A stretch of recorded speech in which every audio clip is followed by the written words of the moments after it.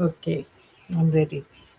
Welcome, everyone. Today's conversation comes after a very successful community meeting where residents came together in unity over growing concerns surrounding the proposed bitumen plant in Merebank. But alongside that meeting, serious allegations are now emerging about a consultation process, and many residents believe was unfair, misleading, and designed to push an agenda without genuine community consent. Joining me today is Premila Deonath, who has been at the forefront of this fight.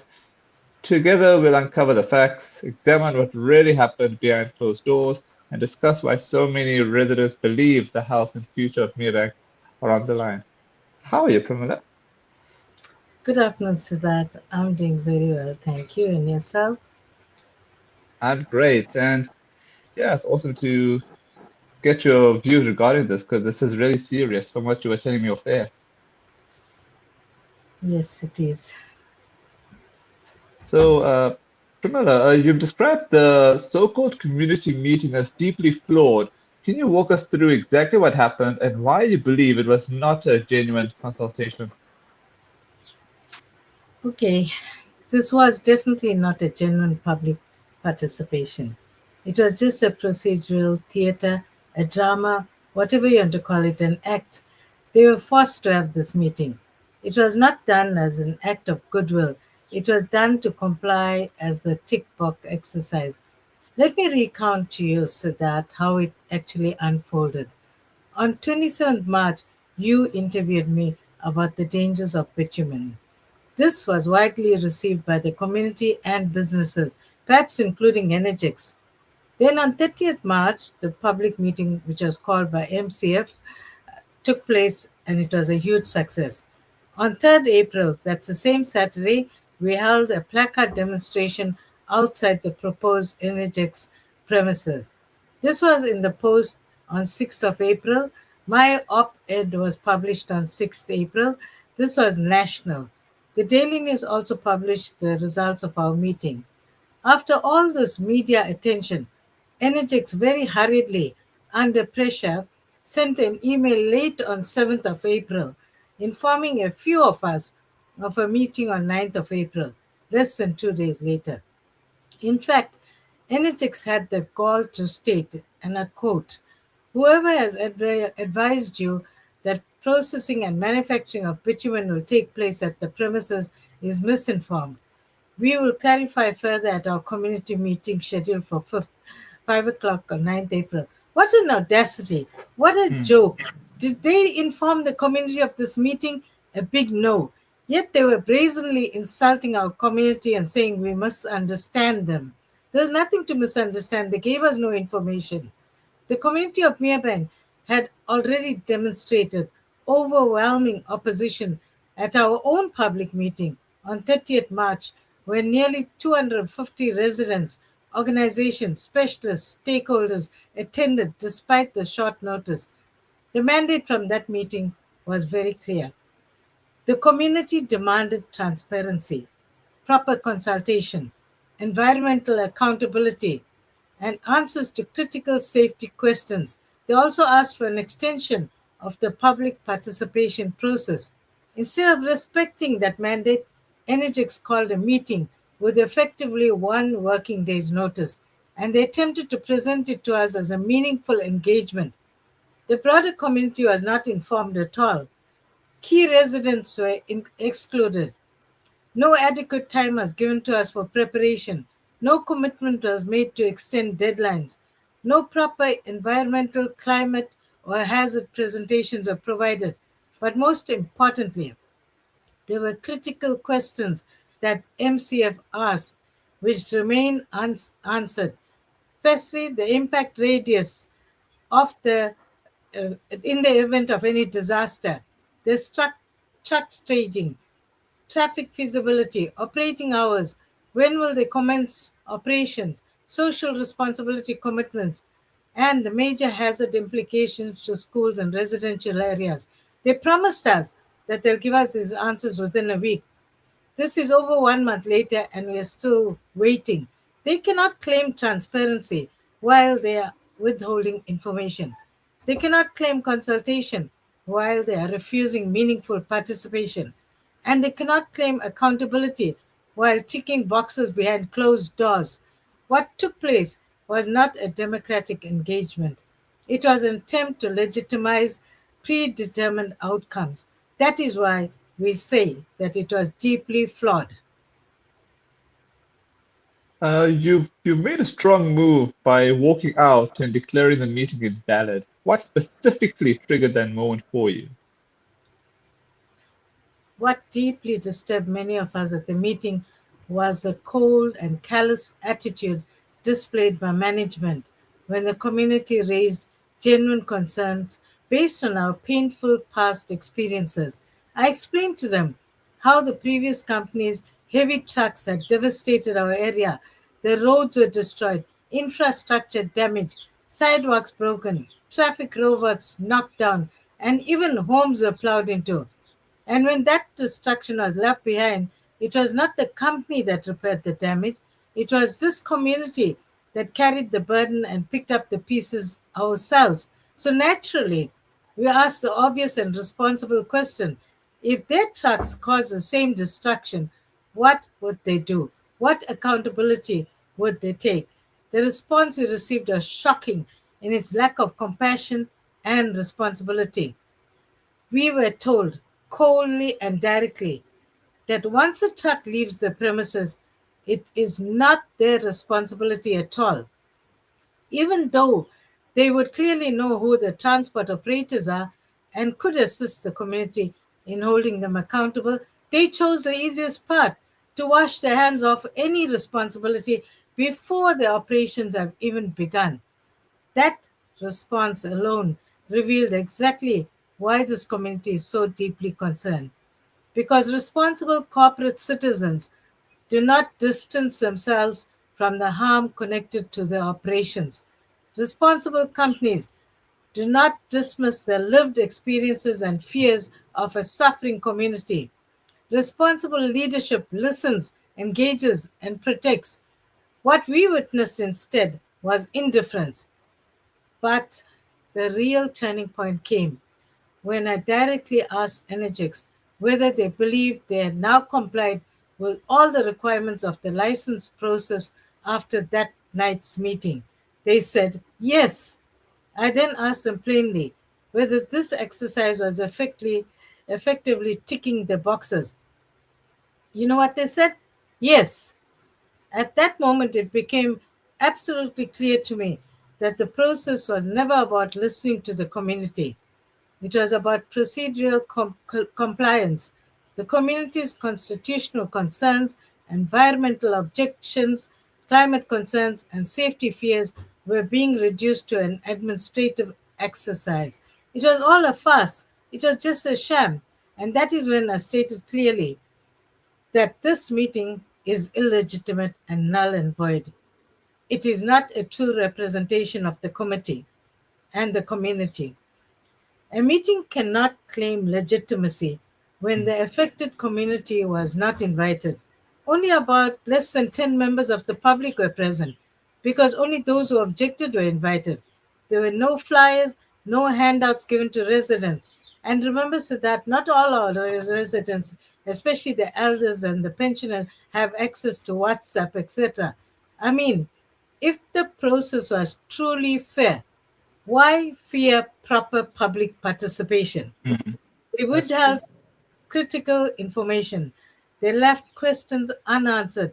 They refused outright our extensions that we demanded. And decisions appeared to be effectively predetermined. So walking out for us was not emotional, it was principled. It was a refusal to legitimize a flawed process designed to silence the people most affected. That's nice that you had mentioned about the tick box exercise, because that was actually part of my next question, but maybe you can elaborate on that. There are concerns that this was just a tick box exercise. In your view, how was the process manipulated or controlled to push a predetermined agenda? The evidence speaks for itself. The community requested an extension of the participation deadline. They asked for proper presentations, environmental testing information, climate compliance explanations, and transparent timeline. All those requests we made were rejected, ignored, and avoided. We are told deadlines could not be extended by even a few days because they were under strict timelines. We are told municipal officials could not attend our public meeting because it was after hours and on short notice. Yet, those same officials attended Energex meeting after hours with less than the notice we gave them. It confounds me how the community meeting was impossible to attend, but the meeting called by a multi-billion-dollar company was so easy to attend. These contradictions in conduct raise serious concerns that require proper explanation. We also requested from them evidence based demonstrations regarding the truck's excess and traffic feasibility. Instead of practical proof, we are offered simulations and reports, which incidentally up to today has not materialized. We then took it upon ourselves as a community to prove or disprove our own allegations. We physically attempted the maneuver with experienced drivers, and the trucks just could not access the premises.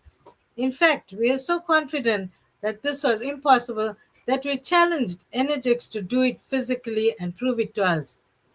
They haven't because they know it's impossible. This is not a minor concern. They themselves indicated that approximately 300 trucks could operate continuously over 72 hours when vessels arrive at the harbor. This affects schools, residential roads, emergency access, public safety, and air quality. The entire process gave the impression that consultation was being managed, controlled, and compressed to secure procedural approval rather than genuine community consent, and definitely not to address community concern. So, yes, to answer your question, public participation is not a checkbox exercise, it is a constitutional obligation. Yet, Energex made a mockery of that public participation. When you walked out and others followed, what did that reveal about how the broader community was feeling in that moment? It was heartbreaking because it revealed that the community had reached a breaking point. People felt unheard, disrespected, intimidated, and they felt that the decisions affecting their health, children, and future were being made without genuine consultation. I call it a classic case of corporate bullying. There were Hmm. even individuals, clearly not South Africans, filming residents in an intimidating manner while community members were speaking and gave their input. When I walked out, residents followed because they recognized the process for what it was, flawed and dishonest. That walkout was not orchestrated, it was spontaneous community rejection. That walkout reflected something very important, that the community of Merebank is no longer willing to be treated as a sacrifice zone for industrial expansion. We are not sacrificial lambs being taken to the slaughter, but they believe they can do so.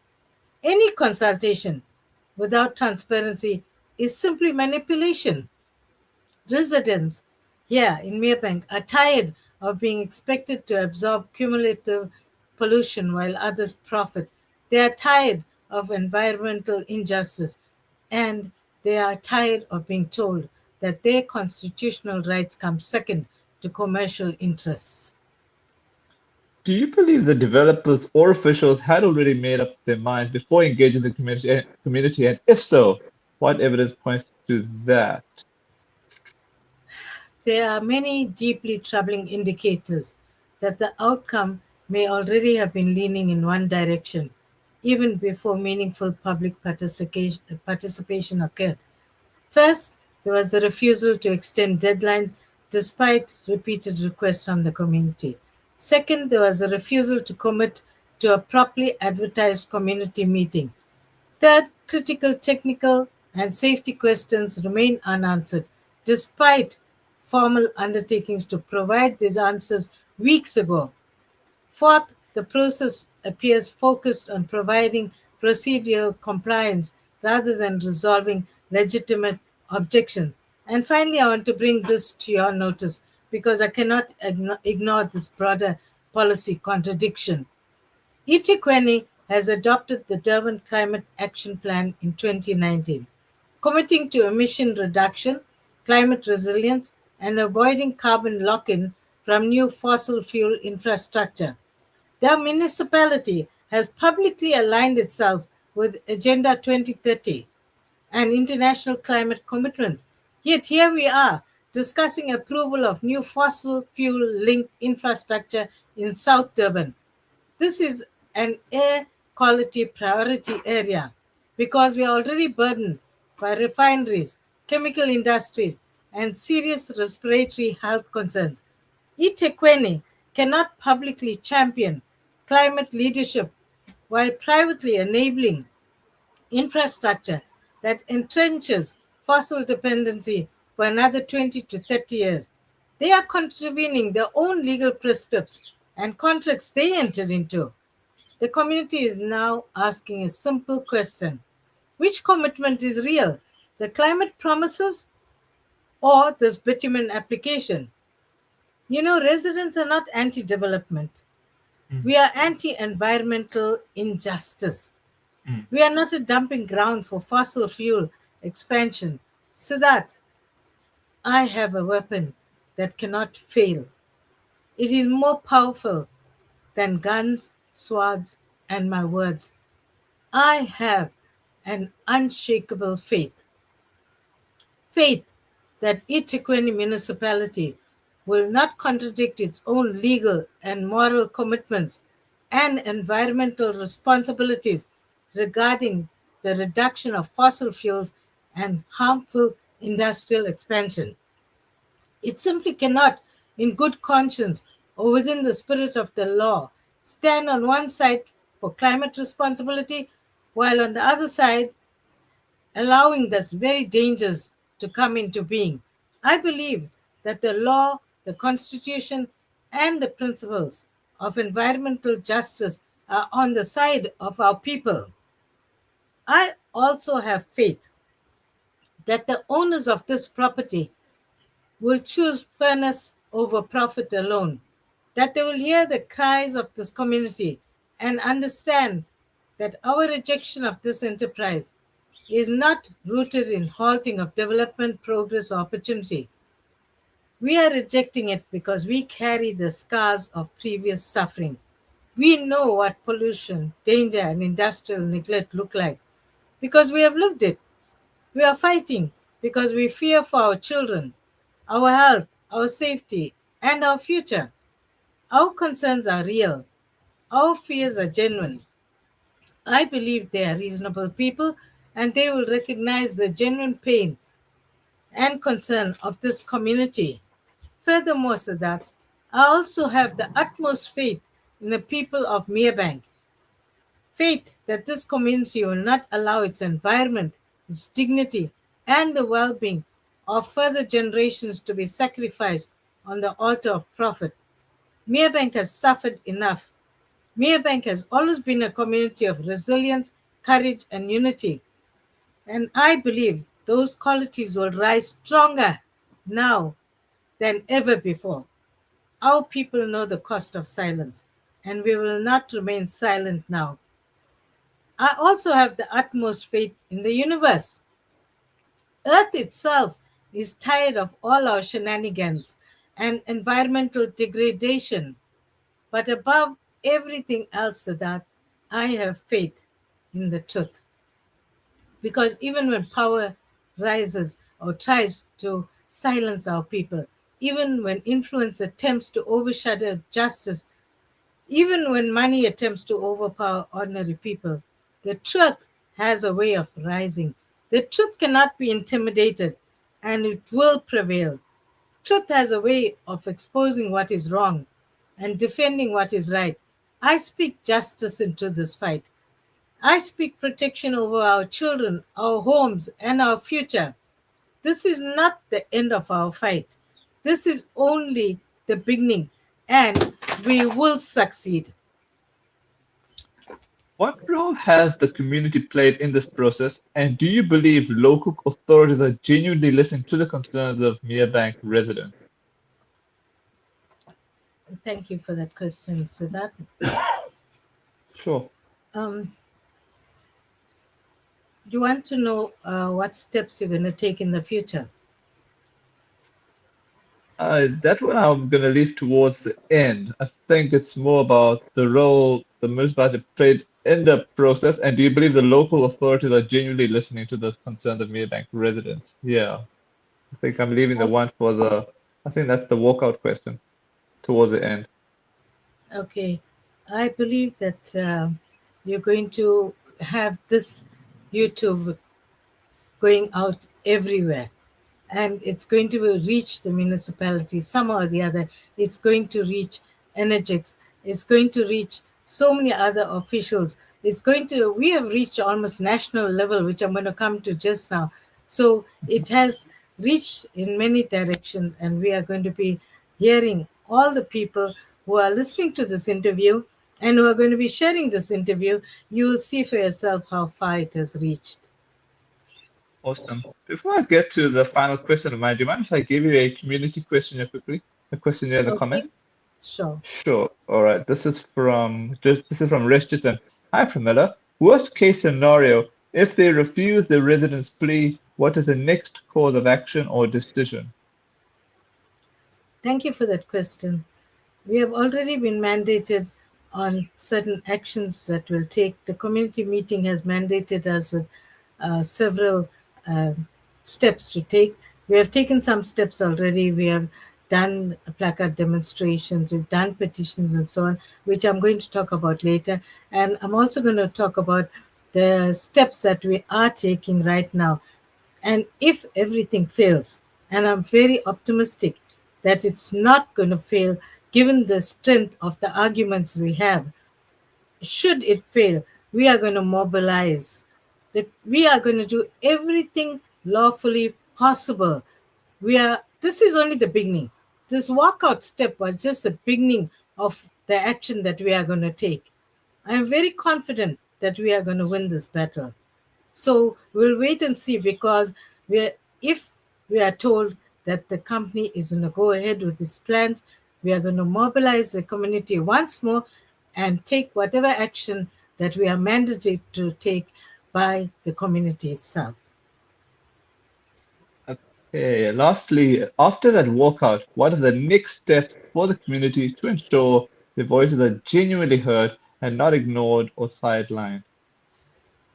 Before I answer that question, I want to take this opportunity to thank every resident, organization, activists, technical expertise, specialists, faith leaders, parents, workers, and community members who stood with us during this process. Thank you to the hundreds who attended our community meeting on 30th March despite the short notice.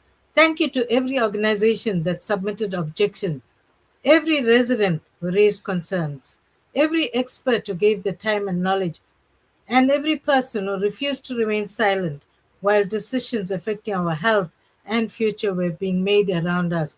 I also want to acknowledge and thank our PR counselor Ngema for his support and strong opposition to this plan. He has, incidentally, just this weekend, 2 days ago, been elected as the new provincial leader on the DA. I thank community organizations from Merebank. I thank environmental stakeholders and all those who attended meetings, both our meetings, in solidarity with the people of this community. I also want to sincerely thank every resident who signed the petition, attended meetings, raised concerns, shared information, and stood shoulder to shoulder with us. Every signature represents a voice. Every voice represents a family, a home, a child, a future. Your support has shown that this community is awake, united, and prepared to fight for its right to safety, dignity, and a healthy environment. Coming back to the walkout, Siddharth, the walkout was not the end. It was the beginning of a more determined and powerful phase of lawful resistance. We have the right to an environment not harmful to our health.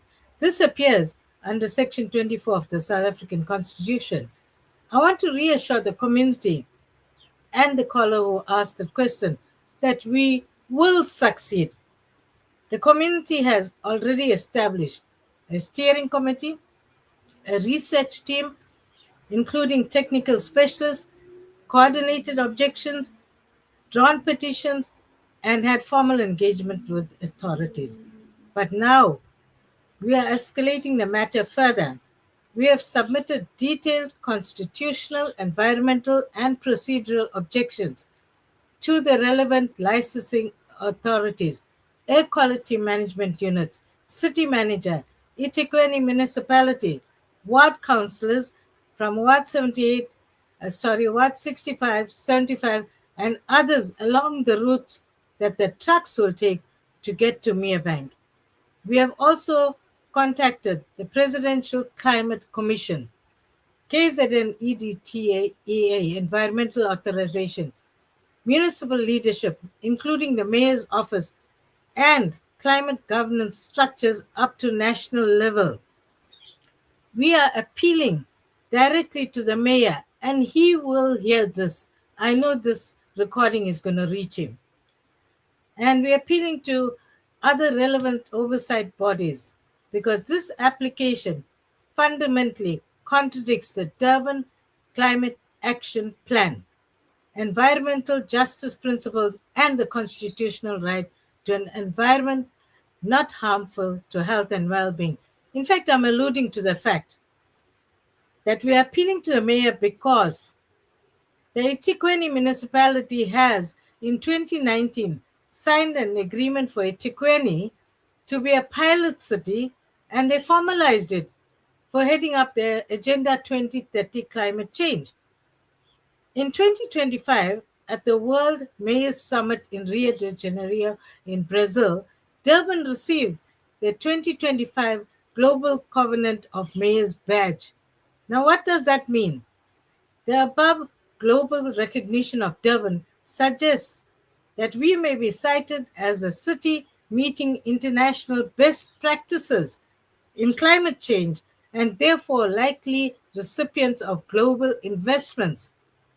Since our mayor heads this project, he has no choice but to stop such developments as it contradicts the goals of the 2030 Climate Change Accord and the Durban Climate Action Plan. I have the Durban Climate Action Plan. I have the Integrated Development Plan if anyone wants to see it. It promises that by 2030, eThekwini will be Africa's most caring and livable city. We are less than 4 years away. What do we have? Just more greedy companies defying the plan's objectives to reduce emissions. Instead, they are directly increasing emissions. The municipality cannot claim climate leadership while approving new fossil infrastructure. To answer the question that I asked earlier, we will continue mobilizing residents, experts, civil society organizations, and environmental stakeholders. And let me be very clear. The people of Merebank will not be intimidated into silence. We therefore demand that the application be refused in its entirety. The community has a constitutional right to clear air, procedural fairness, and meaningful participation, and these rights are not negotiable. And we intend to defend them fully through any means possible. The community has spoken clearly, lawfully, and overwhelmingly. This is about our health, safety, dignity, and the future of our children. And let this be absolutely clear. Merebank is not weak. Merebank is not divided. And Merebank will not be bullied, intimidated, or worn down. We are organized, we are informed, we are determined, and we are certainly not backing down. For too long, South Durban communities has carried the burden of pollution, industrial expansion, and environmental injustice, while others profit at our expense. That era of silence is over. We will challenge this at every lawful level. We will mobilize every available platform. We will speak in every forum and will continue exposing every contradiction between climate promises and fossil fuel expansion because this fight is bigger than one facility. This is about the future of our children, the air our families breathe, the health of our communities, and the legacy we leave behind.